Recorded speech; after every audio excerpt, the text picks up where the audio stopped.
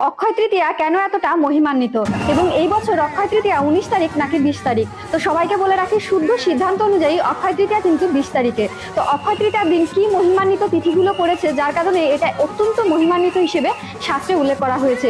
তো প্রথমে বলি, অক্ষয় তৃতীয়ার দিন থেকে শুরু হয় জগন্নাথ দেবের রথযাত্রার যে রথের কার্যক্রম, অর্থাৎ কাঠ কাটা এবং রথ তৈরি করা। এর পরবর্তীতে এই দিন থেকে শুরু হয় আগামী 21 দিন ব্যাপী চন্দন যাত্রা মহোৎসব। অক্ষয় তৃতীয়ার দিনে কিন্তু সত্যযুগ এবং ত্রেতা যুগের সূচনা হয়েছিল। অক্ষয় তৃতীয়ার দিন দেবী গঙ্গার মর্তে আবির্ভাব হয়েছিল, অর্থাৎ দেবী গঙ্গাকে মর্তে আহ্বান করে তাকে আবির্ভূত করা হয় এবং মহাভারতের রচনা শুরু হয়েছিল অক্ষয় তৃতীয়ার দিন থেকে। যজ্ঞের প্রথম উপাদান অর্থাৎ পৃথিবীর সৃষ্টি করা প্রথম খাদ্যশস্য জব, সেই জবের সৃষ্টি হয়েছিল অক্ষয় তৃতীয়ার দিনে। দ্রৌপদী যে অক্ষয় পাত্র, অর্থাৎ দ্রৌপদী একটা অক্ষয় পাত্র পেয়েছিল, সেই অক্ষয় পাত্র তিনি এই অক্ষয় তৃতীয়ার দিনে পেয়েছিলেন। এবং দ্রৌপদী যে বস্ত্রহরণ হয়েছিল এবং সেখানে তিনি যে অক্ষয় বস্ত্র পেয়েছিলেন,